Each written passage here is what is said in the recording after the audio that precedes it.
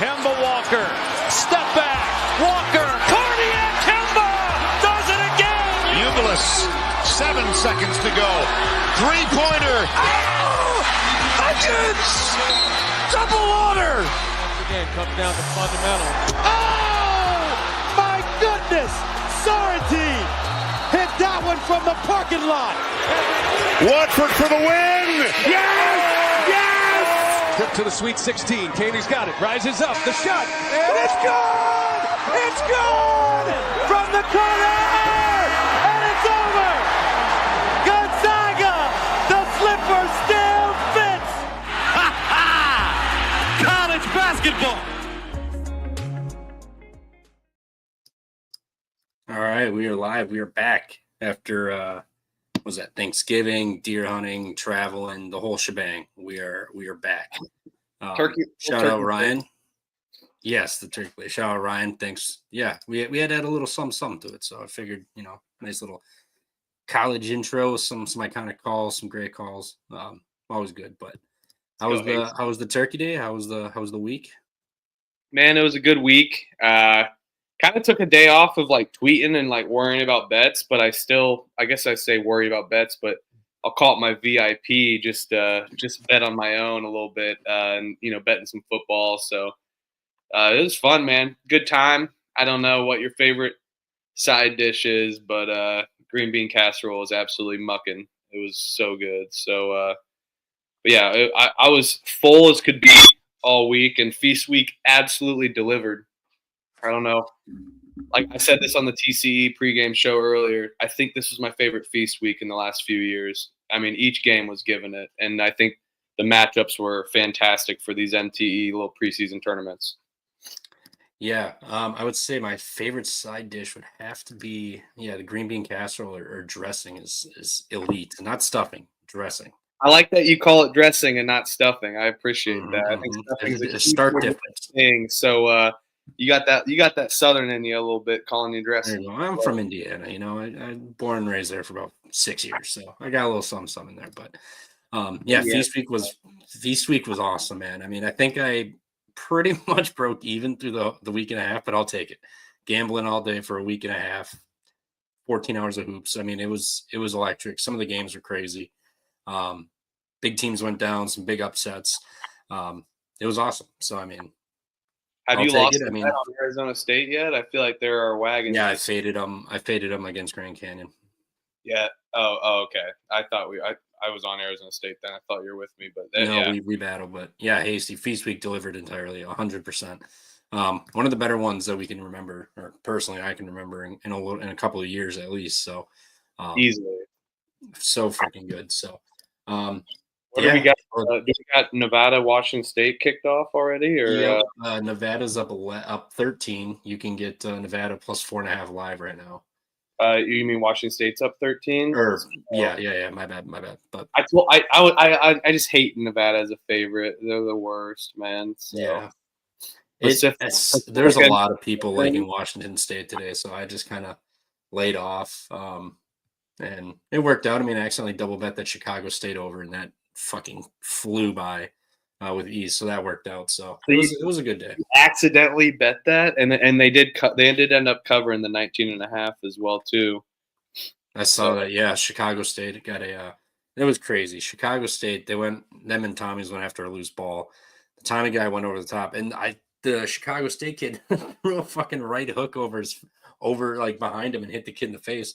And the Chicago State guy got a fucking flagrant, and Chicago State missed both free throws. So I guess case of ball don't lie there. But 5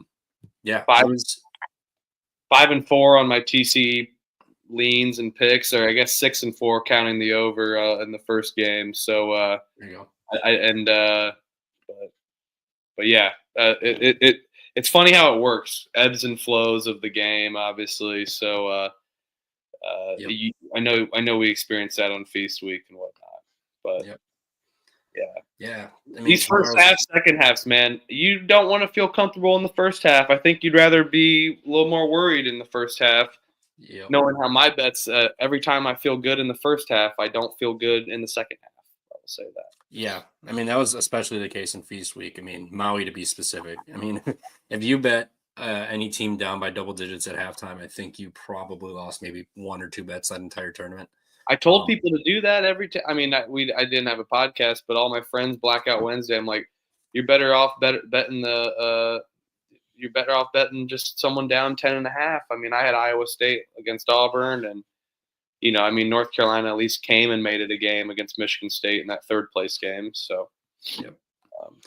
Yeah. I mean, great games, but you could argue that a lot of teams just let some big wins just slip through the fingers. But I know I've been saying this, that Auburn game when they were down 20 to Iowa State, Baker Baker, or whatever his name is, he went out and then they couldn't do anything offensively. He came back in the second half and they pulled it out. I mean, I think he's a low-key understated player on that team. I mean, obviously he's good. Everyone knows this, but you think of Auburn and who you need Johni Broome, like without a doubt, like he's hugely important, but without Baker Mazar on the court, they did not look great in 2 of those games at least, because I know he got hurt in the next game too, but came back and they pulled it out. So that's a good call out.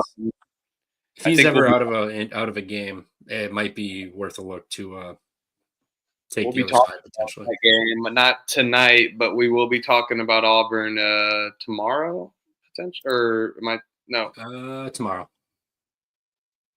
Yeah, tomorrow we'll talk about it because they play Duke 9:15. God, that game is going to be awesome. So yeah, that'll be fun. But we do have an awesome slate for tomorrow. It looks like, man. I mean, yep. Shout out Hasty. His biggest Maui bets end up being second half bets. So let's go, Hasty. Hasty gets it. Hasty, DM me on Twitter. We always talk in the chat. You're always a good dude. I feel like I don't know if I follow you or not, but we got to link up. That's awesome. Yeah, man. Ditto, Hasty. But hopping into tomorrow, I mean, how do we want to do this? Do we want to go through time windows? Do we want to go through 10 Palms? Yeah, maybe. Or how do we want to do this? Yeah, let's go through time windows. We have the SEC Big East kickoff or challenge, and then we have the now not Big Ten ACC SEC challenge. They tied last year. Yeah. Big 12, I think it's like 1-1 and 1. I think Big 12 at Big East, but gave my takes. I think Big East is down at Big 12 rolls this year. I think people will. I think we're going to not expect ACC to hang around, but I think they at least get 6 wins or maybe even 7 in this little challenge. So, yep. But I'll tell you what, Butler at 6:30 versus Eastern Illinois. Do we have lines on that? That is not a Big East. You have 21.5. Minus 21.5. Shout out Crutch. Thanks for joining us, man. If you guys got anything you like for tomorrow, drop it in the chat. I mean, please do. We'll talk about it. The majority of these. I looked at that Eastern Illinois Butler line. They have Houston on deck. They just had a big MTE win. Kind of feel like Eastern Illinois 21.5 or nothing. I haven't. Eastern Illinois kind of hung. I mean, Eastern Illinois was beating IU at the end of the first half, and I never thought I'd cover that. I had IU 28.5. Never thought I would have fucking covered that. So, excuse my language. But then they went to the Paul, and they take Northwestern to overtime, dude. Mm-hmm. I mean, but Northwestern can't be that as good as Butler. I mean, they played a decent game in wherever they played, 2-point game. I think they're a similar team. This Butler team's kind of been coming around. I like that they might be looking ahead here. Yep, I'm writing it down. I mean, look at the minus the Illinois game, Indiana. That game got away second half. That was a 35-point loss, but at Northwestern, 9-point loss in overtime. At DePaul, the wagon of DePaul, everyone knows this, 9-point loss. So I mean, they've hung around pretty tough. I mean, if you even wanted maybe do first half, just thinking that their legs don't kind of give out from them, and it gets away get away late, but. You know, I like Eastern Illinois with the. What's the over under on that too? I got to pull these up. I'm staring at 139.5. I see 138.5 on FanDuel. Shop around. I like the Eastern Illinois to keep it with. I think they could probably lose this game by 15. something. Butler looking ahead again on the road at Houston. I mean, you want to talk about a game you circled on a schedule. This is probably number one, top three at the minimum. Yeah, outside of Big East play. It scares me that Butler is playing really good. They beat the smithereens out of Merrimack, and I think Merrimack would take EIU's lunch. So that's a circle game for me, but and no bet. But I think the over could maybe be in play there, at least the first half over. I know Butler's pace and whatnot, but they shoot the ball effectively and they make their threes, and we know EIU doesn't defend at all. So yeah. EIU struggles at the line too. So I mean, this could be a first half play, and then second half it just gets away after Butler makes some second half adjustments in this one and end up pulling away late. So yeah, I'll do that. I'm gonna do. I wrote down. I circled it so I didn't bet it. Over.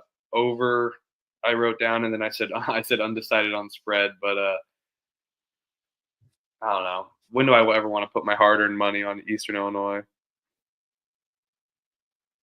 Wow. Yeah, I mean, got it. 1.5, 1 point difference. People have Pickett. We aren't sponsored by Pickett, but I use Pickett, and that's where I see all my lines. I feel like it's the most effective mobile app. I know you shouted out one that was really good on the desktop. Yeah, I was just gonna pull it up and drop it in the chat. Like this is what I do. It's got offshore legal books, everything. So it's got like the initials or something, right? Yep, unabated. It's free to look at the lines. I don't know what you can pay for. You can pay for something. Sure. Yeah, unabated. It is not a porn site. It kind of is. It depends how you define it. Yeah, it definitely could be. Yes. Yeah, I mean, like looking at this, Bet365 has Eastern Illinois plus 22.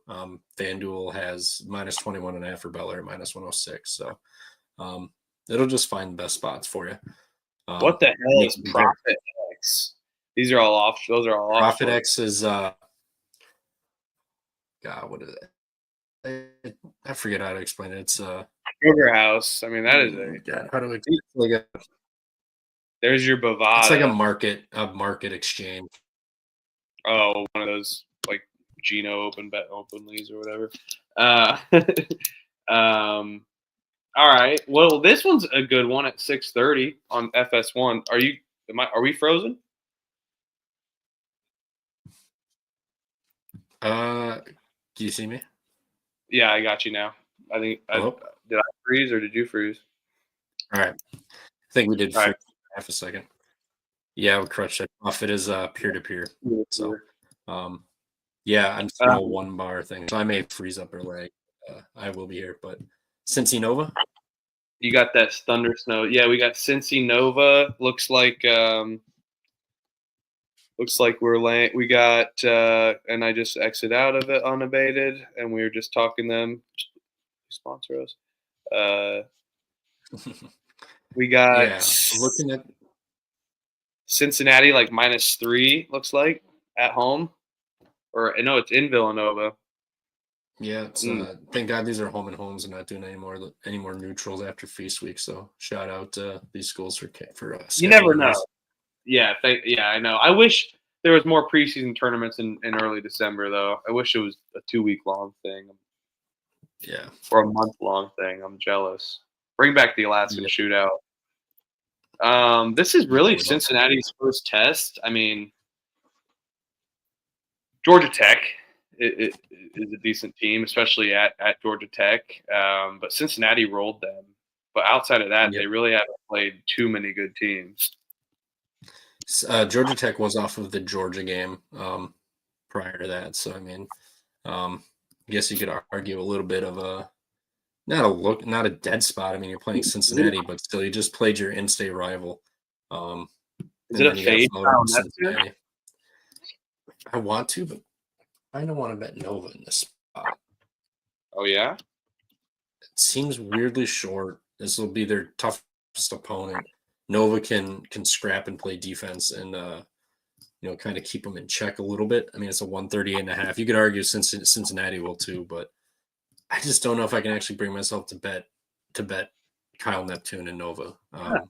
here. I like. I mean, Cincinnati #1 effective field goal percentage. I mean, they can shoot and they can abuse Villanova from the 3-point line, which St. Joseph's did a little bit too when they played. No looking at spots at all either. This is like the opener for the Big East SEC. I think. Big 12 Big East.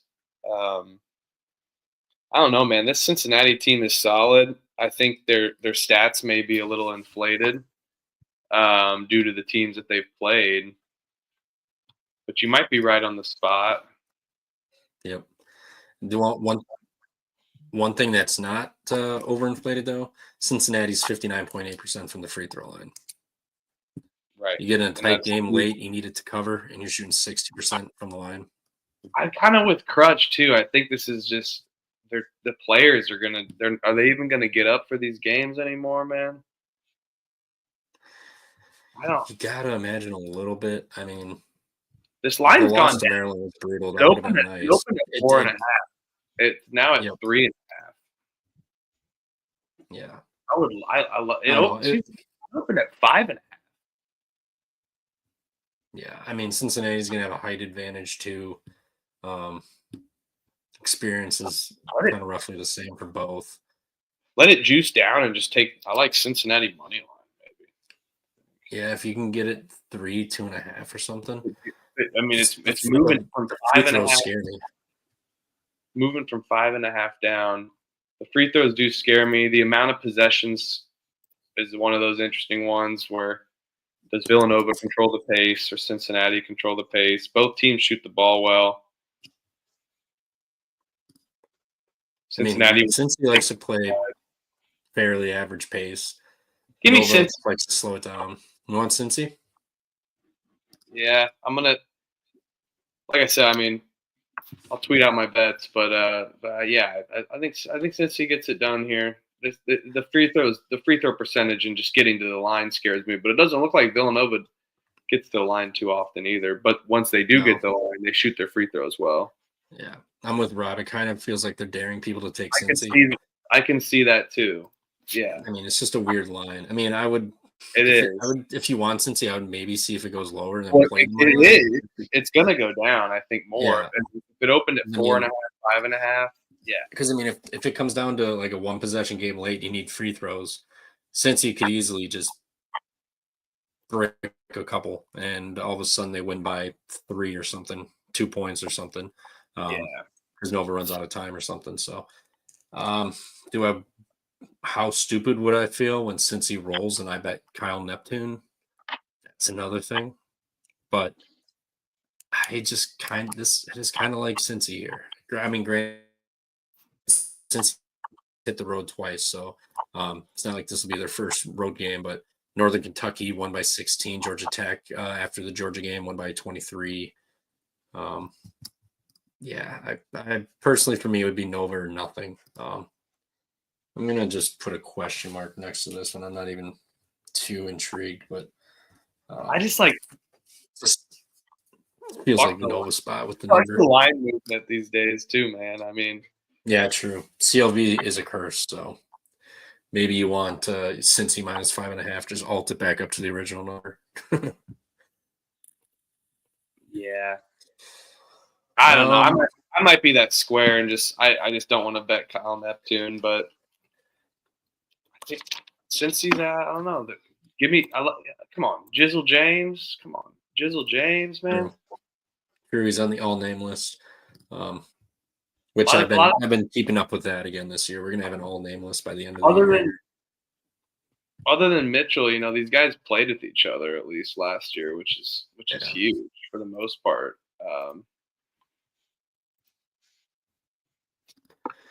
Yeah, so you like Cincy. I kind of like Nova. I can see this. I buy into those weird lines at times. It's a spot. It's the spot versus in the line versus obviously Cincinnati is probably the better team, but this is college basketball, so yeah, I get it. I mean, if Cincinnati shot like 68-70% from the free throw line, that would make me probably like it a little more. But this feels just like a one possession game. I mean, And if it's going to be a tight game, I don't want to be on the side with a team that's shooting sub 60% from the free throw line this year through. I mean, Cincinnati games. Cincinnati, they played Xavier in a couple weeks. That's always a great game. Yep, always fantastic. Next game, Princeton St. John's. Seeing that next on the list. Princeton St. John's. Yep, 7:00 your time. St. Joseph's. You don't want to talk about Delaware State, Delaware? I'm just kidding. Giving them Merrill Slade. We can always double back on it if you want to. Princeton? Princeton versus St. Joe's? Yep. Princeton versus St. Joe's at St. Joe's there too. I mean, Princeton's isn't Princeton kind of by them? I forget Ivy League shit, so I think so. Princeton's New Jersey. New Jersey, yeah, so they're fairly close. I mean, New Jersey, PA, for the most part, since St. Joe's is Philly. Yeah. Fun fact: Princeton hasn't beaten a team inside KenPom 157 this year. Lost to Loyola Chicago by 5 at home. Lost by 18 to Wright State, and then lost by 3 to Texas State. All of their other wins have been 157, 230, 252, 225, 308. So I mean, they've struggled against these better teams. St. Joe's, they played a good game against Texas. Didn't come through. Beat Nova. We all watched that game. Beat Texas Tech too. I mean, they've got some good wins. On deck, Charleston. So I mean, I guess maybe a slight look ahead. Furman for Princeton, but kind of like St. Joe's in this one at home. I mean, Princeton's 3-point defense is awful, and that's where St. Joseph's can really jump on you. Putting it in, dumping it in there. They get to the free throw line, they shoot well. Princeton sub 68%. They don't grab offensive boards for second chances. And St. Joe's really doesn't foul much. Kind of like St. Joe's in this one.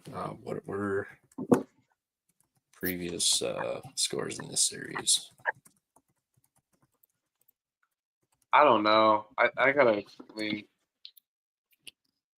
Princeton's just always a team that they could be down 15 and they end up just randomly covering this number. They've done that a lot, I feel like, this year. I mean, outside of last year, well, I guess you got to go back 2018 through 16. They won every game by 8, 12, 10, 13. It's horrible. Princeton's defense is horrible. Yep. I mean, 67 to Portland. The best team they've played is Loyola Chicago. Yep. And that was at home, and they still lost by 5. Yeah. Loyola Chicago's a good team, though. They get this shit. Yeah. I mean, they beat Merrimack because Merrimack had one guy who could hit shots that game, and they were up 14. I remember that. Didn't even fucking cover. But, it'd be St. Joe's nothing for me in this one. I don't really trust Princeton still. I've kind of been fading them this year, 2-1 or something, fading them. But they just don't impress me so far right now. St. Joseph's has looked good. I mean, they've got some quality wins. Yeah. I think St. Joseph's is definitely the better team here. 5.5 is just a horrible number, but that's why I think I'll bet something else. But I like it down, but I mean, Princeton's got a decent height. I mean, other than Solano for St. Joe's and Jogbor, it's not bad. It's not a bad call either. Versus LaSalle, right? LaSalle. So Crutch is saying St. Joe's has the Big 5 title on Saturday. Yeah, versus LaSalle. I was unaware of this. Okay, that kind of changes it. That would explain why this line's a little stinky. I just feel like this is like a 76-72 game or some bullshit like that. Yeah, probably. I still like St. Joe's here over Princeton, but I was unaware of that Big 5 title game on Saturday. So that would definitely be a look ahead spot for them. Crutch says he likes it. What's the total in this? 149.5. I don't hate that. I mean, these guys have played higher scoring games. I think the under there. But yeah, that'll be a good game. I think that's a good game. 100%. 5.5. I bet will go down. What else we got on the 7 o'clock slate? Missouri versus California. Another California representing the ACC. Do you think they even give a shit about the ACC since there should be PCC? Yeah, this is just weird that I don't get the cross country fucking conferences, but that's the age of college basketball now. Missouri has played Memphis to start the year. The way they've played absolutely nobody. So, I mean, luckily this is at home for them. I mean, Cal hit the road and got smoked by Vanderbilt. I mean, congrats on beating USC. USC's ass. Absolute ass. So they've essentially played one team too. Missouri's got a significant height advantage. Both are experienced. Cal does pretty good at not sending teams to the line and giving them free throws. That's where fucking 25% of their points come from Missouri's at the line. Yeah, it just seems like 9's a good number there, though, man. Yeah. I would rather play Missouri over Cal, personally, just because it's at home. Although Missouri does have Kansas on deck, so that's a big game. That's a big game. Kansas is coming to Missouri, so that'll be even bigger. Yeah, that's true. I mean, I just think, Missouri, they force turnovers, man. This Cal team's got a lot of fake steam, I'll say. Yeah, Cal's kind of looked whatever. I mean, Sac State, they beat them by 6. Beat Air Force by fucking 9. Too many freaking 7 o'clock games, man. It's horrible. Yeah. Both defenses are decent. I mean, just to come down to Missouri shooting the 3. They haven't played anyone since November 4th, though, man. Had some cupcakes, dog. Yeah, true. I mean, yeah, Missouri's played, absolutely nobody. With Kansas on deck, probably kind of lean Cal. I'll disagree with you. I'll battle you there and just think that they get win. It'll be sweaty, but they end up covering the number. Is Missouri better? To the line a lot, so I mean, Missouri's better than Vanderbilt, and Vanderbilt rolled. I mean, on paper, yeah, but Missouri's played nobody. Their best team is KenPom 240 Eastern Washington since the first game of the season. That's the team they beat. I mean, they played Memphis, and that was like wasn't that at Memphis?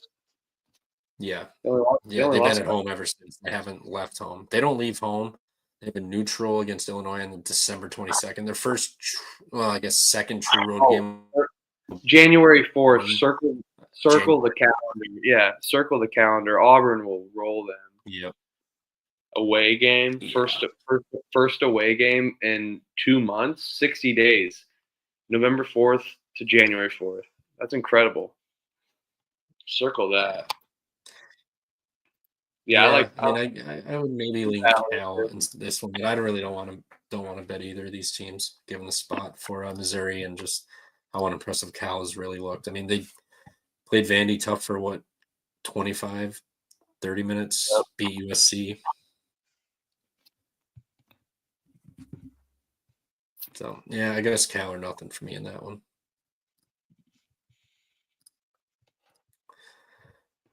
Next one. Yeah, go ahead and pick one. I picked the last one. Let's do some mid-major. High Point at UNCG. Oh God, this game's great. Yeah. If I can in-state rival. I gotta go to DK for this. High Point +1 on the road at UNCG. Over under 136.5. Pull it up. Interesting. The game UNCG gets it done. I They've got nobody on deck. Coming home after your 3-game MTE. Their only wins are Long Beach State and Florida Gulf Coast. I mean, you played Indiana tough. Give me the over. The over? Sounds like a square play, but I mean, High Point's defense hasn't been amazing lately. A 3-point win against Hampton on an MTE. it seems like one that sneaks over because both paces are slow. UNC, excuse me, UNCG is not really good at shooting the ball, but they shoot a lot of 3-pointers. So If they're falling, UNCG hasn't scored in they held Indiana to 69 on the road too. Yeah, it's a weird spot. You know, everyone. I don't know, but High Point that seems like an over. There's a dog on the road. Yeah, it's interesting. 100%. You think that High Point likes to play slow defense too. With 300. High Point's defense 360th in the country and average possession length almost 20 seconds. This could just be a nasty grind you out game. If you're not making shots, you could be screwed. UNCG at home, nobody on deck. High Point has North Texas on deck. This will be their first true road game for High Point also. They had a 3-game MTE, otherwise every game's been at home. Yeah, still kind of like the over sneaking by. Sneaking. But the low total's telling, but these paces are slow, so I kind of like it just sneaking by. Yeah, High Point's giving up some points. 73 to Hampton, 67 to Old Dominion, 73 to American, 71 to Jackson State, all at home. I mean, hit the road. You know what? I like UNCG in this spot. They've got no look ahead. They're at home after their MTE. The line's telling you. Hits the road. It's true. Well, High Point played Pfeiffer Medical Company 181 to 50 at home on Saturday. So, I mean, that's still only scored 81 points against them. Yeah, High Point's just not been the same. Well, they're slow. They're slower pace than they've been, but they spread the floor well and get the right shots they need. Which I think with both paces, this is why I'm saying sneaking over. Yeah, I can see it. I mean, shots hit. I mean, UNCG likes to shoot the 3. I mean, if they're gonna fall at home, it's gonna be. Let me see what they're shooting at home. Last year, what was it? 74 to 63 last year.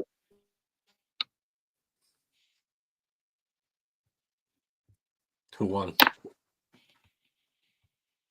High Point. The game was a lot better than it should have been, I think. Nobody on deck. All right. Greensboro. Greensboro shooting 38.7% from 3 at home, 30.4 on the road.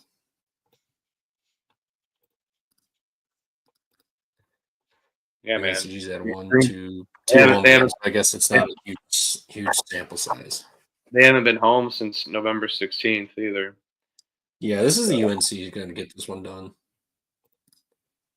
3 wins in a row for High Point. You know they're going to come out pissed. I like the over, even though just. You like the over? I like Greensboro.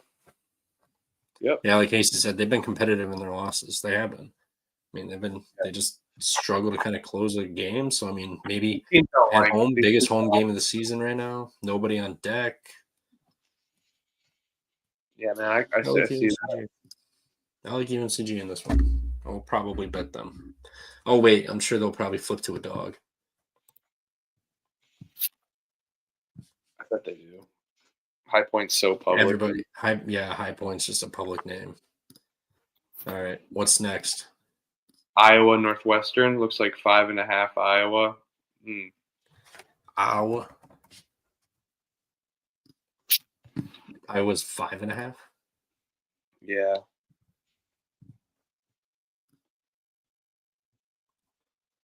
Yeah, 5.5 everywhere.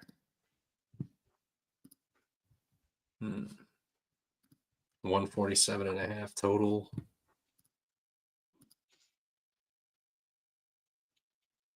Northwestern went to Dayton second game of the year, lost by 5.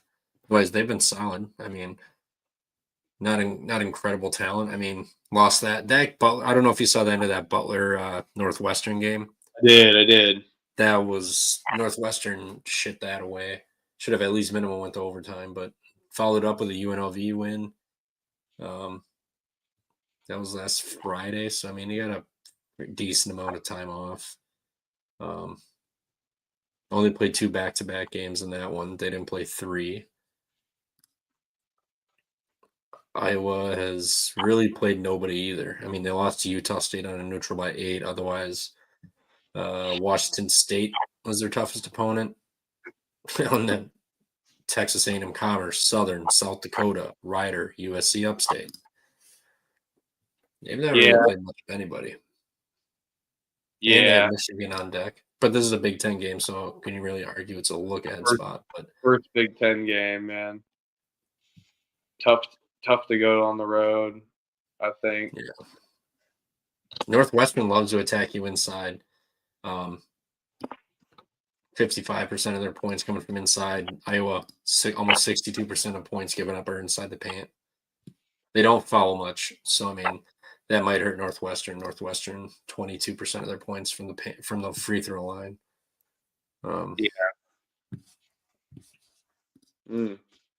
Hasty likes Northwestern outright.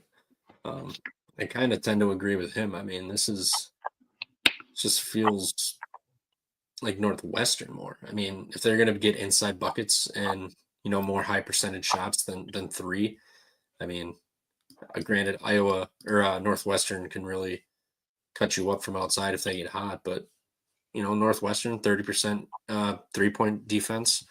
From outside, they can hold you over. Northwestern or Iowa doesn't get to the free throw line much. Score, they're 347th in points at the free throw line. Shoot 68%. I kind of like Northwestern in this one. Northwestern has been terrible. They've been competitive. The 5-point loss to Dayton's nice. Barely lost to Butler. Taking care of the teams you're supposed to take care of. Iowa lost to Utah State. Otherwise, they've played nobody. They got Michigan and Iowa State on deck. So, I mean, they got a little bit of a look ahead here. Illinois for Northwestern, a little in-state rivalry. So, yeah, that can definitely be a look ahead too. But 5.5, there's that weird 5.5 line again.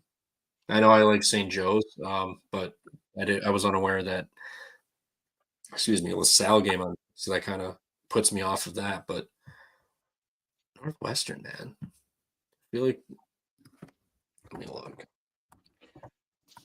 I'm gonna battle you here on that and take the 5.5, but don't love it. I think they sneak by and win by like 7 or 8, and it's a tough game for them. One of those sneak buys is like I said. I is good at Carver Hawkeye, and I think their offense was just better, and I don't know if their defense is inflated. Their stats are inflated by who they've played, but I mean, they beat up Washington State pretty handily. I watched that game. I know they lost to Utah State neutral. Just don't know if this is a game they get up for, but I don't love this number. I think, is everyone out on this Iowa team? Yeah, am I out on this Iowa team? Yeah, I think they're going to be struggling to get into the tournament, but I don't know. Guys like Sanford, Drew Thowell, I've been happy with them. I think they just can space the floor well against Northwestern and try to get away the perimeter. But both these team defenses are pretty good, and I'd say Northwestern definitely has the better defense than Iowa. So it makes me scared. It's that fast-paced offense versus that stout defense. So it's always a recipe for disaster on either way that you look at it, because you can. That's a 50-50 coin flip when it comes to those styles of play.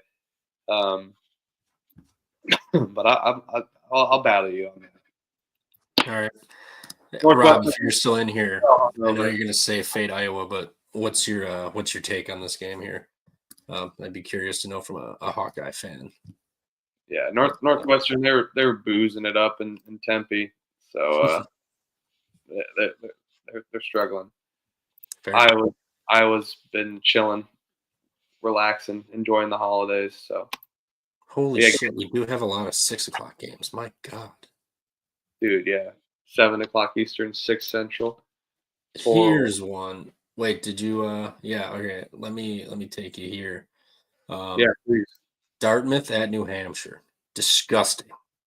Dartmouth off of the Boston College win where they shot 17 of 30 from 3. What's the line on that? I'm gonna try to find this. I gotta look at DCATs. Look at unabated here. 2.5 Dartmouth. Give me Dartmouth. 2.5. No, New Hampshire, man. New Hampshire. They're fucking horrible. Yeah, but Dartmouth just beat BC on the road, shooting 17 of 30 from 3. I don't care. I love that. This game is fucking filthy. I'm taking a restroom break. You can talk about this game. That's All horrible. right. That's horrible. Yeah, I'm with Crutcher. This line reeks. I mean, Dartmouth just beat Boston College on the road. They shot 17 of 30 from 3. They've been on the road since November 16th. Lost at Boston U by 18. Lost at Marist by 13. Then you show up and beat Boston College. Ultimate sleepy spot for Boston College after the MTE. Come home, schedule Dartmouth before you play South Carolina. So weird spot for them. New Hampshire is ugly. I mean, 22-point loss to Fordham, lost by 27 to Columbia, 5-point loss to Marist where he didn't even break 50 points. I mean, they're disgusting. But I mean, Holy Cross, similar talent to Dartmouth, lost by 2 on a neutral. Sacred Heart lost by 17. They're terrible. They're fucking terrible. But Dartmouth is not any better. They beat Sacred Heart and then the Miracle Boston College win. Yeah, my favorite niche in CBB is Northeast Mid Majors. Yeah, exactly. They're fun. They're always just fucking wonky. Generally just terrible teams. The CAA and A10 got some good teams, but I mean, they're generally just terrible. And this is a disgusting game. I kind of want to get involved in just because. Dartmouth, third road game in a row. Just beat Boston College. Now you're going to turn around, was it Saturday, Sunday, Monday? 3 days later, you got to go play. 4 days later, you got to go play New Hampshire.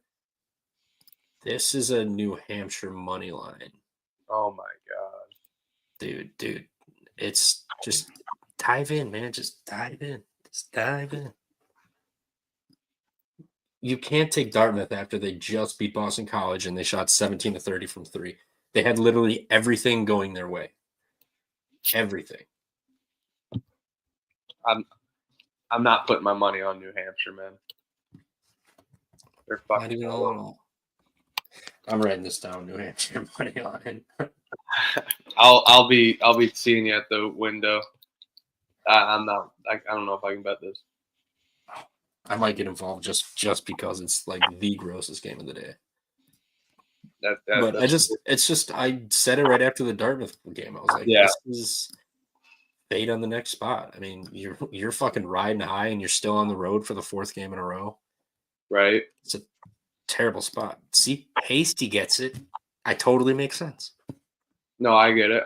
I get it too. But it is disgusting. It's almost as disgusting as betting Nova. At least I don't have to watch some horrible stream when I got all those games on. This, I may just sneak it. You guys are here first. I'm probably going to play New Hampshire money line. Will I actually tweet it out or anything? Probably not. But if I hit, that would just be hilariously gross.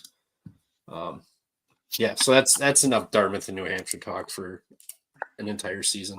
What do you got?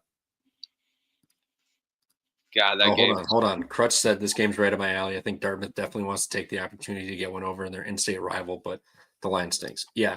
I mean, even if Dartmouth was plus 2.5, it still stinks because both are disgusting and either one can just not show up. I mean, they both could not show up and this could be a 49-45 game easily without and no one would even bat an eye at that. So it's disgusting. New Hampshire money line or nothing for me.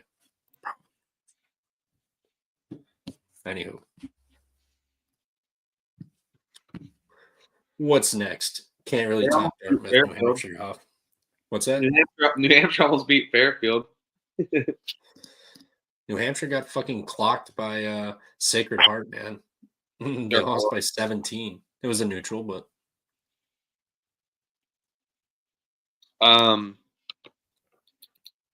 hey, that Fairfield game was a home game too. No, I know. 6. They're 2-1 at home this season. Granted, they're 0-1 against D1, 2-0 against JUCO, but whatever. D2, whatever. Anyway, take us somewhere else. Dartmouth gets blown out by Boston. Boston's horrible. They're so bad. I can't watch them. Yeah.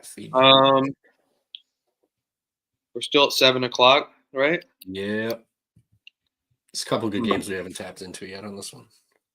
Yeah, I talked about Notre Dame versus Georgia. Yep. How do you feel about that? Man, it's too many points, man.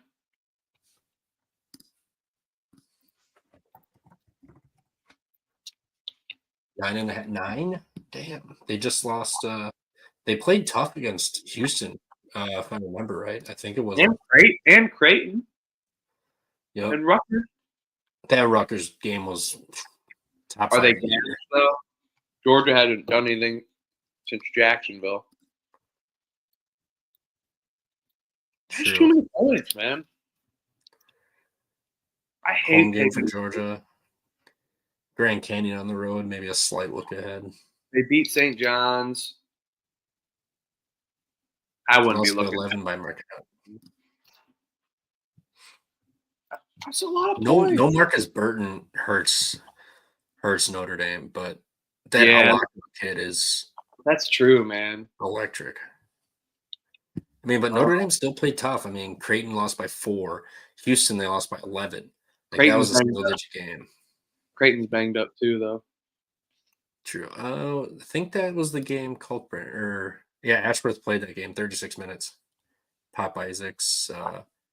Kalkbrenner did not play that game. All right. Tough road spot.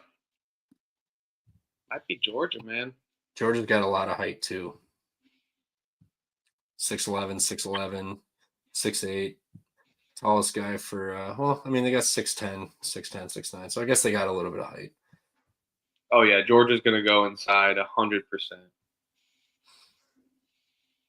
Georgia gets to the line. Notre Dame's pretty decent at not fouling. Notre Dame can't get to the line. Georgia doesn't foul anyway.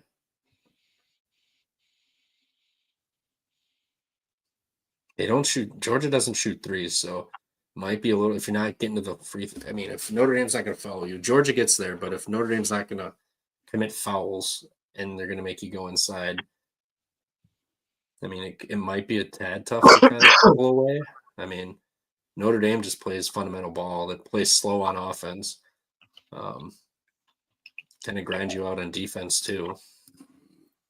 I mean, I feel like the tell was. They played Houston really tough without their best player. Granted, it was a neutral, but they still played them tough. Georgia's, Grand Canyon's on deck, not a big deal.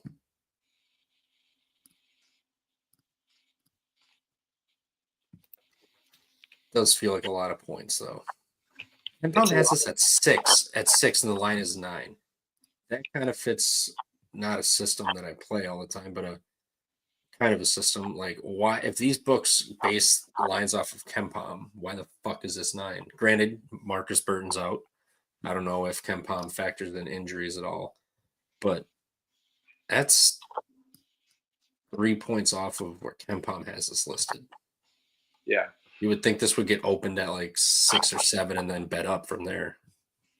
Right. Yeah, Hasty. Notre Dame plays smart and together. Alako and Davis are tough, but Georgia's pretty good. They are, yeah. Yeah. No, Georgia is good. This is the best Georgia team that they've had in a while. Georgia turns it over, though, a bunch. I mean, 21% turnover percentage. Notre Dame does not force turnovers, though. 14% on defense. They kind of did this last year, though, man. They win decent games, beat Wake Forest last year. They beat Florida State in this ACC thing. So,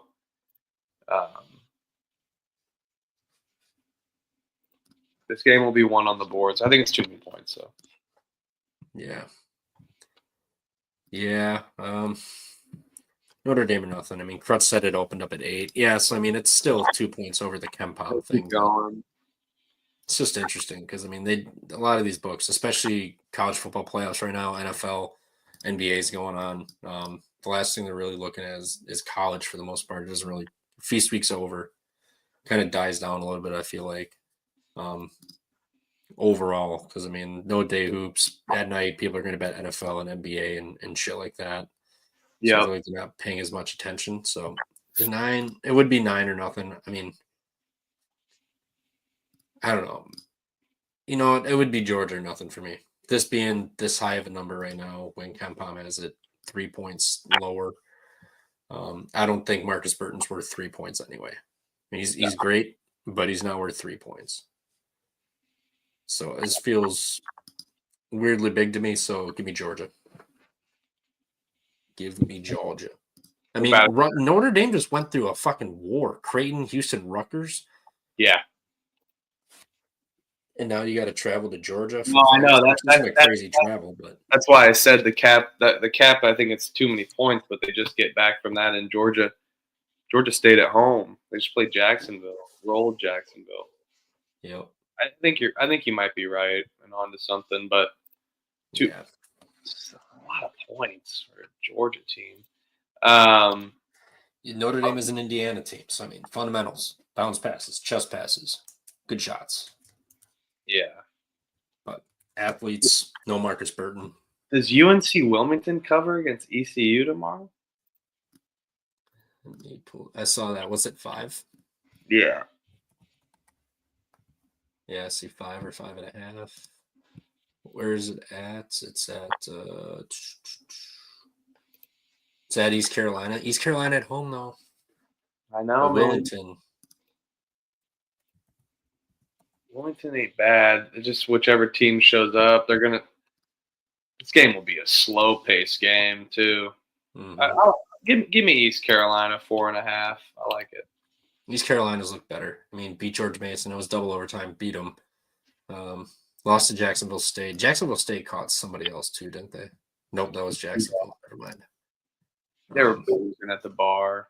East Carolina's got South Carolina on deck on the road. Yep. I liked what I've seen from Wilmington lately. I mean, I bet them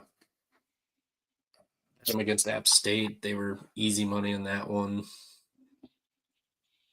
Third true road game. They went to Kansas, lost by 18.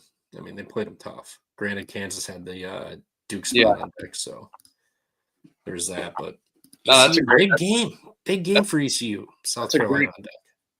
That's a great game, though. Yeah. Yeah, give me Wilmington in this one if I had to pick. I mean, it's an in-state rivalry, but who is ECU really looking forward to playing Wilmington or South Carolina? Your right brother, the state below, on the road in 4 days. Wilmington. I think Wilmington may be live in this one. I think so too. ECU plays slow. I mean, they both do. Yeah. There's gonna be little to none possessions there. McNeese at home against Santa Clara, another good mid-major game. Yeah. Game's awesome. We got you, Hasty. We just got to this game. This was on my radar. This is one of the couple of games that we didn't talk about in this window yet that I was looking forward to. McNeese, they got Le Tourneau on deck. KenPom has this resulted as a W already. So why bother playing the game? Le Tourneau. It's actually no one. It's a French culinary school coming in. Freaking France. Oui. Santa Clara's on deck. Dude, Santa Clara's schedule's impressive. St. Louis, Arizona State, Nevada, Stanford, TCU, Washington. Did St. Louis win today? They did. They pulled it out by 8. They did. They won by like 10, or something. Yeah, they were. Jacksonville State hung around. Herb Sendek versus Will Wade. What a day. What a dollar. Crutch said this was -4, and he sniped it. What's the line right now? Make me 5. I love 4. Yeah, I love 4. It's about 5.5 consensus. This is the game that like McNeese always will like play someone tough and then just blow them away in the end. Yeah, I mean Santa Clara. They just got back from. They both are back from NTEs too, so it's not like one. It's not like one team's unweighted. I hear a dog barking, which makes me like the dogs more. But off a loss to Liberty, yeah, I like McNeese. I like McNeese here. This at a home game, tough spot for Santa Clara, and Santa Clara's schedule has just been brutal for these teams. And they got Fresno up, should be a win. Then you got Bradley up. They love Herb Sendek making his boys play. Yep. Tough teams. Yeah, they have. I mean, McNeese has played a good schedule. Bama, North Texas, Liberty. Beautiful schedule. I mean, they'll have about 7 full days or 6 full days of rest, 8 days in between games, in between the Liberty game and tomorrow. So they've had a fair amount of rest. Santa Clara just played Friday too, but Thursday, pretty sure. Excuse me. And they're coming from Palm Springs, that is. So that's not an easy road spot there. Yeah. Yeah. Yeah, this is just another one of those public teams, like High Point. Hand up, Hoosiers minus 12.5, 7:30. Oh no. 12.5. All right, let's pull it up. So where were you sitting for that McNeese game? You like McNeese, you said, right? Yeah. Okay. Yeah. All right. Yeah, I'd be with you. I don't want to bet it. I also have a good feel on some of these popular mid-majors. I think McNeese is more of that money line parlay play. You know what I'm talking about? You know, I like to do those. Yeah, McNeese and New Hampshire. Well, if I'm gonna do a plus money, I'll go bigger. But McNeese and another 5.5, 4.5 favorite. It's a good little teaser play.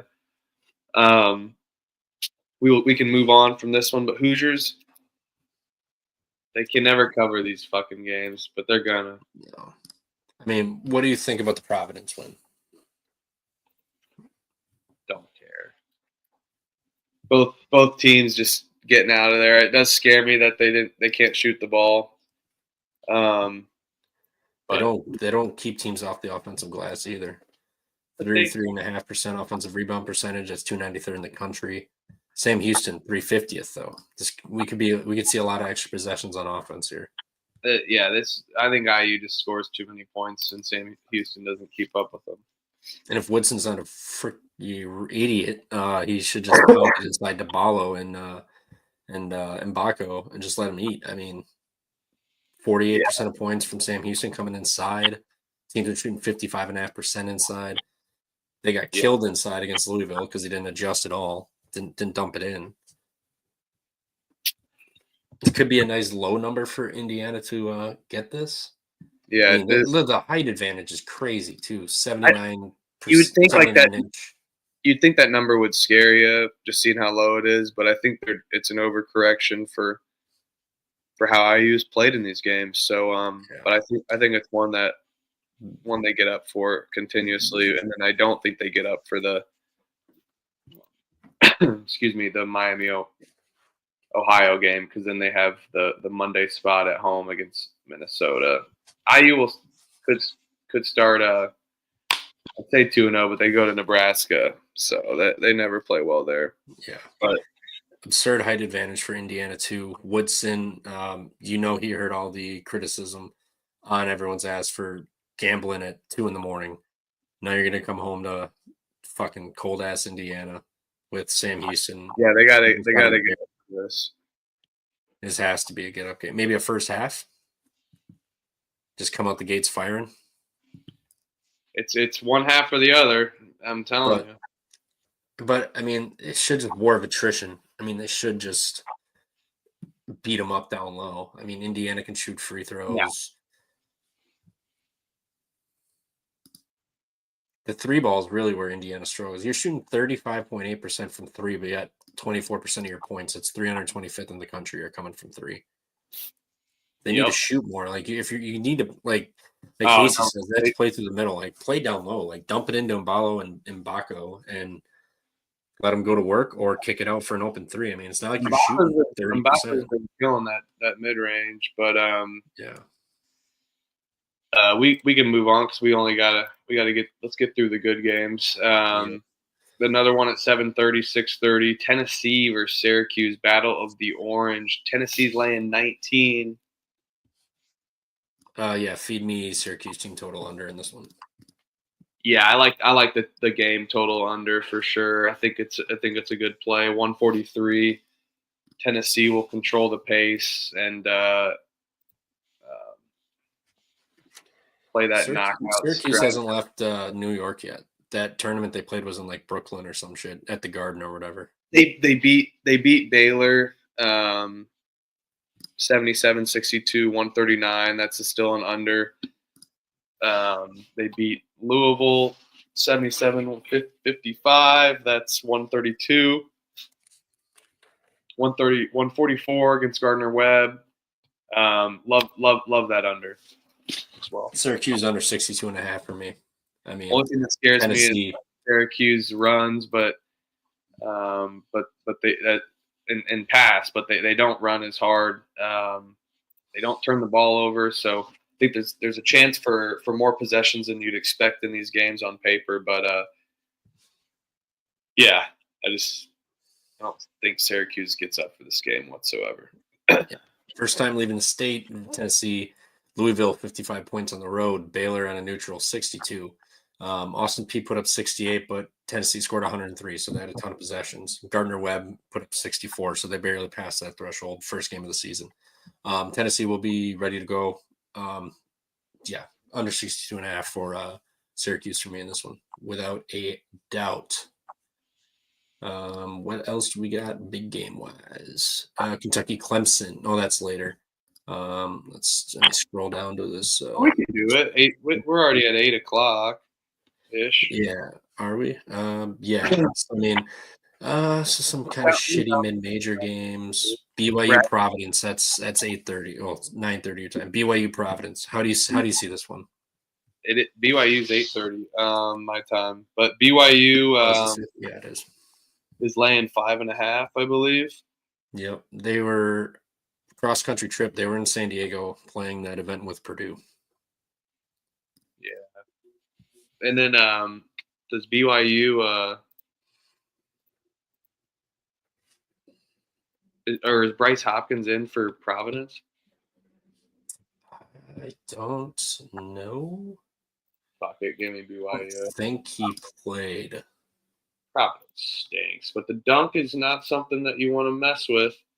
No, but Providence is also not good. I mean, their home games: Central Connecticut, Stonehill, Hampton, Green Bay, Delaware State. Went on the road to that neutral, lost by 2 to Oklahoma. Davidson beat you by 11, and then Indiana beat you by 16.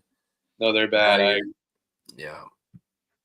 Kind of like this under a little bit. I mean, here's where Providence can hang in with this game is the 3-ball. 41% of their points from 3. BYU's allowing 37.5%, 37th most in the country.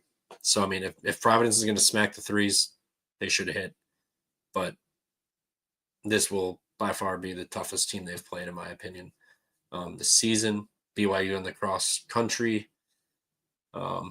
maybe a Providence first half. You know, you come out firing. You just got embarrassed by Indiana, who was dog shit. BYU's flying across the country. You can hit the 3-ball. You know, you get it going for a half. And then in second half, maybe BYU kind of pulls away. But it would be Providence or nothing. What's this line? This is a small line, isn't it? 5.5 or 6. I'm going to get 2 possessions with Providence at home. I would probably just lean first half for Providence here. I really don't want any part of this game. It's just a bad spot for BYU. Providence isn't good. Really don't want to get too involved with this game. Oh, you're muted, I think. Oh, I said you want to get involved with New Hampshire, though? I'm just messing. It's but yeah, it's the spot, man. I like BYU here. We can keep rolling through these 9 o'clock slates. Yeah. Well, if you want BYU, grab it now because it's going to go up from 6. Oh, it's going to go. I see 5.5 too on ESPN Bet. You're lazy. They're always slow. Yeah. FSU, LSU. FSU, LSU. LSU's laying 4 at home. This game sucks. Really? I mean, KenPom's thrill meter has us sitting all the way up at 61.7, fifth best of the day. I'm talking like gambling wise. It'll go either way. This could go either way, man. That's a coin flip game. LSU's got Florida Gulf Coast on deck. Florida State has NC State, both road games. Give me LSU. Yeah, I kind of like LSU on this one. I mean, Florida State's defense is really good, though. Very lengthy, very tall. They definitely have that advantage. Very tall. LSU's not incredibly good on the defensive glass. So, I mean, Florida State could score some extra possessions. Florida State doesn't really crash the defensive glass, where LSU loves to get offensive boards for second chance points. What is this total? 149. 149? Yeah. UCF, that was the neutral. I won't even do that. Charleston Southern, 77-68. So that went under. Florida State, what do they do? They put up points, 91, 92, 78, 79, 74 against Florida. This will be their first true road game. They had a semi away at Rice and then 2 neutral against Temple, Mass. They had Florida at home. So this will be the first true road game. Yeah. I'll tell you who else has got Just like LSU more in this spot. Yeah, me too. I feel like they're on a mission to prove after last year. I like the over too. Yeah, over LSU. What's next? I'll tell you a team that's getting disrespected. You got Ole Miss coming in there. First true away game. That Yum Center is going to be. Is it going to get up for Kashawn Pryor, or are they looking ahead to Duke on Sunday? It's kind of a rough spot, to be honest. Yeah. See how they do without Pryor. I mean, Pryor, 28.4% of possessions were his, having the ball in his hand. So that's taken away a lot. Defensive rebounding, he was huge on the glass. Blocked shots. So, I mean, that's just a lot. And then, Ole Miss doesn't have really much size or anything. So, I mean, that may kind of hurt. But 2 very experienced teams. Ole Miss, number 1 in the country. But Louisville is just a bunch of transfers coming in. So, I mean, I feel like a lot of people will remember that Indiana game. Yeah. Beat West Virginia, beat Gonzaga. Under too. I could see that. Defense, like Ole Miss. Defenses are stout. I mean, I know the pace is fast, but the defenses make up for it. I think I'll go with you on that. I think Kelsey will get these guys up for this game, but it'll be their first time without that. And they just don't have the height. I know Waterman's good. It'll be interesting to see these guys get up for Pryor. So I hate fading Louisville away from there. I think this under gets right under that 150 line. Fair. With the solid defenses. Fair. Yeah, and Pryor not on the floor too. That's gonna take away some of their offense too. Defense it'll hurt too, but I think offense. Well, this is good though, man. They played Purdue right down to the wire. That's a tough spot for them too. Both teams in tough spots, but at least Louisville has the home court advantage. Yeah, I don't know. I like Ole Miss in this one. I just think it's going to take time to figure it out with Pryor. Ole Miss played Indiana or Purdue really tough. I mean, they were down big, couldn't hit a shot, came back. So I think Ole Miss full strength off of you can argue it was a tough Purdue game. I mean, they gave it a lot, but Louisville also just losing Pryor hurts. I mean, he got hurt in that Oklahoma game. They lost by 5. Beat West Virginia in overtime. I'll tell you who's getting disrespected. Your They do Bucky force a lot of turnovers, though, but miss number one in not turning the ball over. So this could easily come down to turnovers are forced. Mississippi's going to lose. If they don't turn it over, I think they're going to win the game outright, personally. Yeah. No, I'm with you. Mississippi doesn't turn the ball over, which is a good thing for them. So kind of goes against my thing of a lot of possessions, but still think it still gets under just due to the defense and how kind of a grindy game this is going to be. Tell you one red team that's getting disrespected at home, though, your Bucky Badgers. Give me Bucky Badgers -2.5 against Michigan. I will tell you my concern about this game. Let's hear it. The number 0 in Wisconsin's win-loss column. We also saw People said that about Rhode Island tonight, and it was very true. better team win. We did see what This is the Kohl Center. Yeah. I mean, I will say we did see what first true away game too. They played Very neutrals true. against Virginia Tech and Xavier. Wisconsin is familiar with this. This Wisconsin team's back, man. They're back. yeah. Greg I Gard mean, is saving his job. I don't know if you like it or love it, but he's saving his I was job. out on him, but I got to be back. I mean, here's the other thing: turnovers. If we saw what Michigan did when they didn't turn it over against Xavier, they played really well. They ran them out the gym. Wisconsin really good at not turning it over. Michigan is top 10 forcing turnovers. Wisconsin. Here's the other thing: Wisconsin 86% from the free throw line versus 67% for Michigan. I know. So I mean, get it come down to a tight game. Gotta make your free throws, and Michigan can't. Yeah, give me Bucky, man. I'm looking at these splits here. Granted, splits don't mean shit, not at all. 87% of the bets and 93% of the money on DK are on Wisconsin. It has gone down a half point. Yeah, it's the numbers gross, man. But I kind of want to dive. I give me the 2.5. If this drops to 2, I will probably hop on. Just win by a bucket. I see They win by 1. I see 2.5 on a few. Yep, I see 2.5. I see 3 offshore here, but yeah, I'll keep my eye on it. I'm not going to bet Michigan. Like, go fuck yourself. But yeah, it's just weird number, weird line. Wisconsin, no losses, coming off the Greenbrier. It's a weird line, But but look a little better. fuck this line. Fuck these lines, man. Yep. This one could be an upset material. Clemson favored against at home. Is this a Clemson spot? Do they get up for it? Kentucky had a true road game other than that game No. in They have no. Yep, all home first road game. Clemson off of the MTE came home, walloped Florida A&M by 20, which you should do. This is an ultimate get. What's the line right here? They got Gonzaga coming up too. It's Clemson plus 2.5. Just Clemson money line. Clemson can slow it down, make it nasty. Miami's on deck. Big whoop. When you got Kentucky and you're not overlooking them, Kentucky has Gonzaga on deck.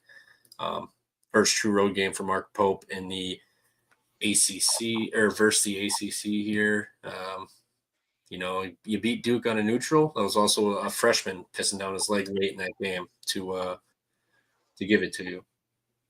Clemson, they can give it up from 3, which is a problem, but they don't foul. They force turnovers. They don't turn it over. They can shoot free throws. It's about the same height thing. They got experience. Kentucky's also some transfers. So you get transfers finally hitting the road against a good team. I feel like they're probably begging you to take Kentucky. Yeah, Kentucky, 90% money, or 95% money, 90% tickets. So it's just getting pounded right now. I was with you from the get-go. I like Clemson in this one. This is a Burdell get-up spot at home at Littlejohn. Kentucky's got Gonzaga on deck. Yes, Clemson is unranked tasty, But I don't know, they're 25th. But regardless, I mean, this feels similar to the Cincinnati Nova spot where they're kind of begging you to take Kentucky here. I do see a lot of people on Clemson though, but I think it's a good spot. The public dogs always scare me, but so who knows what these fucking splits are? No. Splits, especially the night before. It's you can argue that the night before it's sharper pro bettors coming in on the side before the numbers. Clemson money line play for me or yeah. Don't take the 2. You just take the hit. If it happens to land on 1 or 2, so be it. But yeah, I think Clemson's going to get them here. I think probably tight game through the first 30 minutes or so, and then last 10 minutes or so, Clemson kind of pulls away, gets it done. Shefflin's should have a big game for them. I mean, Victor Locken, he's got size inside. Chase Hunter's been good. And Clemson does have a loss already on Boise State, so they're not undefeated here. Kentucky do a loss. Should have had a Duke. Cooper Flagg pissed down his leg, and Shire had Cooper Flagg running point, bringing the ball up late in that game for whatever reason. Clemson, let's go. Yeah. Another game I was looking at, Boston College. Yeah. At home against South Carolina after you just got embarrassed by Dartmouth. Yep, Boston College money line outright. Actually, I'm going to put a little side list for money line round robin dogs. I kind of like Boston College too in Chestnut. This South Carolina team is just not impressive this year, man. No, not like Boston College's either, but Boston College just got embarrassed by Dartmouth. I know, that's what I'm saying. And Dartmouth shot 17 of 30 from 3, so they kind South of Carolina could dominate the boards in this game too. They could, but they can't shoot free throws. 67%. They can't shoot the 3, 32%. Boston College defends the 3 really well. Granted, Dartmouth just got hot last week. Like, they couldn't miss shit. I Boston College for me on the home spot there, boss. South Carolina's they're not looking ahead to that game. The South Carolina teams, I think they got too much steam from last year for the books at least. Yeah, this is Boston College plus 3.5 money line bounce back spot. Yes, for sure. I kind of want to parlay these two together. I'm not saying like actually, but just talk about them both because they're long spreads. Oklahoma's laying 11 against Georgia Tech, and Georgia Tech's first road game. Texas A&M is laying 11 or not. Opened at 11, it's down to 9.5. Sorry, what was the second game? Texas A&M is laying open at 11. Now it's down to 9.5 against Wake Forest. Texas A&M was laying 11 against Wake Forest. Well, first game first. Georgia Tech, Oklahoma. Yeah, Oklahoma. Haven't lost. Georgia Tech, first true road game. You lost at home to North Florida. Georgia, Cincinnati. 2 of those are not bad losses. But now you're going to hit the road, go to Norman. North Carolina on deck. So, I mean, I'm not saying that you overlook Oklahoma, but, I mean, you have North Carolina on deck. Oklahoma, again, the 3-game MT, they won. Louisville, Arizona, Providence, beat them all. Haven't played anybody at home. This will be a first big home game against anybody. You have Alcorn State on deck. This is a spot. Porter Moser has them ready. What's the line on this? Oklahoma minus 11. It's big.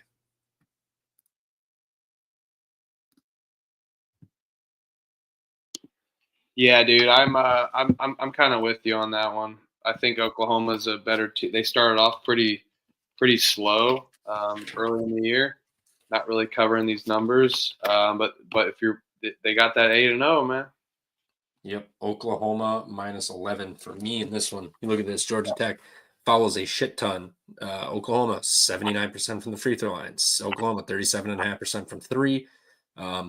Georgia defense 262nd in the country, 35.3, giving up 32% of points, and they give up 21% at the line. Oklahoma can score. Maybe a team total, actually. What's the team total for Oklahoma here? Let me look. Probably around Oklahoma, 80. 80 and a half. 80 and a half. I like that. I like that. I like that too. I like that. I think maybe even if the play of Georgia Tech are they around 70 then, or 69, 68 for their team total? 80 and a half. Let me see. Just kind of right. DraftKings pops these up. 70 and a half. Juiced under. Big time. Minus 125. Oklahoma juiced over minus 125. Yeah. Yeah, I kind of like that. Yeah, I want no part of Georgia Tech in this game. Yeah, me either. But one dog I think that could be hanging in there, and they've already got steam. Obviously, is Wake Forest to A&M. A&M's had trouble closing games out. They did against Creighton and Rutgers. So. They did. It's true. Maybe they're kind of figuring it out. But I know early in the season, that UCF game they blew. Can't fucking shoot the ball either, man. They're. It's Radford or nothing for them. They got Texas Tech coming up. Wake Forest got Boston College. So both teams got conference play coming up. Oh, I don't know. I think Wake Forest can hang in there, and I even like one of these overs to sneak by as well too. What's the number in this one? 141 and a half. 141, 142. Yep. Fair. I mean, Wake Forest can't shoot the fucking three ball. 344th in the country, 26%. 229th in effective field goal, 239th in offensive boards, 230th in defensive boards. Man, they could just get crushed in this. Yeah, A&M can't shoot though. I know. This game's gross.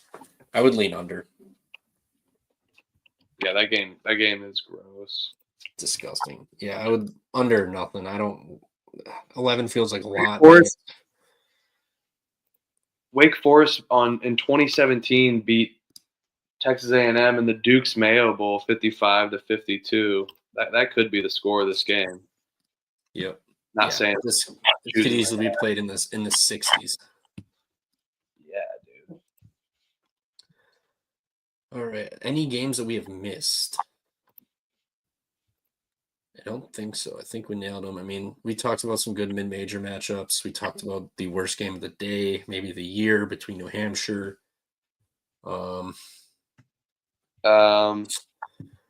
Shit blanket. Well, we're probably going to bet this anyway. Nightcap, Washington, UCLA. Then we can skedaddle out of here. Washington, UCLA. Is this Washington's first road game? Nope, they went to Nevada, lost by 10. UCLA hasn't played anyone. Yeah, UCLA has been off for almost a week. They'll be off for a week. Oregon on deck. Washington's offense is abysmal, 62% from the line, and they get there a ton. 33rd in the country at getting to the line, and you shoot 62%. They dominate inside. They can't shoot the three. UCLA likes to play inside too. This is one I think UCLA sneaks by as well too. This Washington team, I've watched a lot. They're pretty bad. Washington will probably be the worst team in the Big Ten. I think people will take that number just because that's a high number. Yeah, it's true. This is a classic Big Ten game. Yeah. Yeah, what in the hell? What a joke. Yeah, pretty disgusting. Maybe a UCLA first half. I know they come out hot second half. Yeah. It's first half points a game, 39.6. That's 48th in the country. Second half, 40, but it's 114. I think Arizona State can cover the number too against the Toreros and Steve Lavin. They're our wagon. Really fucking good. Minus they got 19. Florida on deck. That's not till December 14th. Okay. Yeah, it's a while away. Excuse me. Also, you want to talk about gross lines? St. Peter's plus 4.5 against who? Duquesne. Okay. Ooh. Duquesne stinks. DuQuincy. Yeah. St. Peter's can mash them from 3 this game. If their threes aren't falling, they're not going to get shit. That game, whatever the over/under is, it's going to be a 48-50 game. Yeah, Duquesne will get to the line in this, but they shoot sub 60%. St. Peter's shoots 68%. Duquesne fouls a lot.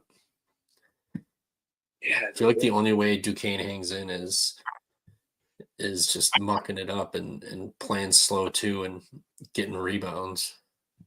I mean, Duquesne, they can crash that offensive glass. They got more experience. St. Peter's turns it over a ton. One game we didn't talk about is this game. Obviously, I think Duquesne is overrated, and people like them because Drew Joyce is the coach there. But as much as Drew Joyce is a good guy, I don't know. That's 4.5 seems like a decent number, but this is I just farted. Under nothing. What's the total? 126. 127. That's telling you all it's going to happen. Neither can make free throw. St. Peter's can only hit the 3 if they want to score under 127. Don't even. Yeah, no, thank you. One game we didn't talk about that I thought the number would be a little higher. I know it's at Miami, but Arkansas was laying 5.5. We skipped that one. It's Miami. Yeah. We want to end on that one, and then I feel like Arkansas is going to be very public. Miami's horrible, man. I don't know if I want to bet them. Nigel Pack may be out too. Actually, I just remember that. I think they're done. Didn't Arkansas just get embarrassed too? Yeah, they lost. Illinois is a good team, though. First true road game for Arkansas. Will fans actually show up for Miami, though? No. Miami's got Clemson and Tennessee on deck. They just lost to Charleston Southern at home, man, which I know is a spot that makes me want to maybe take Miami, but yeah, dude, Miami doesn't play defense. 53.5 effective field goal. They didn't show up for that game whatsoever. They're gonna get punished inside. In the neutral site against any of those teams, wherever they played. Charleston. 150. The 155 total seems a little high. Miami wants to play fast, but they're not going to get second chances. Arkansas's got a good defense. I think, Arkansas. I mean, they both got good. Arkansas's got a good defense. Arkansas wants to play fast too. I wouldn't want to take an under though. How fast? Arkansas -5 feels like it's getting out there a little bit. Yeah. Yeah, I agree with Hasty. Arkansas has more potential. For sure, they got more pieces. I mean, I feel like Calipari after that game against Illinois. Your boy John Davis has been pretty bad, though. Yeah. I mean, step up in competition for sure. Is this his coming out party though? No defense, he could easily do that. Yeah. They got UTSA on deck. They got nobody on deck. I expected the line to be a little higher. Maybe I'm giving too much credit to Arkansas, but I expected the line to be a little higher. Which I was hoping to be like Miami, like -1, +1 or 2 or something like that. Just last ditch effort to. If that was the case, I would take Miami and bet it. Yeah. Play it. Where did this open up at? 4. That's what according to DraftKings. Yes. I feel like everybody's going to be on Arkansas though. Yeah, no, this is their first true road game too. It's going to go up. I'd still kind of want the under a little bit. I don't know how successful Miami will be on offense. Arkansas plays good defense. It's their first true road game. Just that a lot of that pace is scary to bet an under on though. 100%. But I play fast. Miami's not going to struggle on offense per usual. It's similar to Nigel Pack. It's similar to what I was talking about the good offense, fast pace, but better defense to make up for it in those games. So I agree with you there. Yep. Should we go through our best bets and then we're back? You got yours ready or? Yeah, these are all circle games. I'll tweet out my best bets, but man, EIU, East Carolina. Let's go Wisconsin, Missouri, Iowa, Clemson as well, and then a game we didn't talk about really. I'm going to do a money line parlay with McNeese. So we did talk about that. I apologize. And undecided on the other money line parlay there. So stay tuned for that. And then that's pretty much it for now. We gave out a lot of leans, but yeah, I think I'm gonna have my most volume for tweets tomorrow and definitely the following day. So we'll be back tomorrow. Got another big slate for Wednesday. 100%. Yeah. Okay. Games I'm going to be betting for sure right now. Eastern Illinois first half against Butler there. Nova plus 3.5. Not St. Joe's. UNCG -1. Syracuse team total under 62.5. Ole Miss plus 3.5. Clemson money line plus 120 and Boston College plus 3.5 and the money line for that. So that's what I will for sure be on for tomorrow. We didn't talk about this, but do we fade UT Martin off the Charleston Southern, just like your Dartmouth logic? Or do we they play tomorrow? Fade Charleston Southern against UT Martin? This UT Martin team's not bad, dude. Or should I even bet this? UT Martin's pretty ass too. I know, yeah. What am I saying? And it's at home. What's the spread? The UT Martin they beat Illinois State and just hasn't done shit. I mean, they hung in tough against Longwood. North Alabama, they were in it for the first half and then just gave up. But yeah, that Charleston fits the same system. UT Martin plus 4.5. It's horrible. I bet it goes up maybe. It's a horrible game to end on. I'm sorry. No. I mean, it's the same as the Dartmouth angle. Yeah, we didn't talk about it, so I figured. Yeah, it would be Martin. And another angle you're maybe thinking of if St. Joe's looking ahead to that Pac, or I think this is what Crutch called out to what Pac-12. I like it, Hasty. Providence stinks. Yeah, Northeastern is laying 1.5 against LaSalle. I think they can get that done. Northeastern's a good team too. So LaSalle similar to St. Joe's. Big game against St. Joe's on deck. Yep, and then LaSalle just beat somebody too. I'm pretty sure pretty handily. People were betting against them. I think it was Sunday. Yeah. They beat Temple. So. Another in-state rivalry. You got to play Northeastern, and then you beat the Mafia. Temple's been betting on these games, so yep. Mafia. But yeah, that's it for me. So I'm pumped to talk about this even more tomorrow. I think the games are even better tomorrow, and it's a good little start to these conference challenges. Absolutely. Hasty, shout out you, shout out Crutch. Thanks, Rob. Whoever's in here, we appreciate it. We'll be back tomorrow, maybe around the same time, maybe a little earlier. Earlier, I went to the bar, had a couple beers, so I will not be doing that tomorrow. Maybe I will be. We'll do it earlier tomorrow around 10:30 again. So sounds good. Yeah, absolutely. Hasty, we will catch you in the TCE chat here right after this. So good to see you, boys. Thank you all. Let's catch tomorrow. We'll tweet them out plays when we got them. See you, fellas.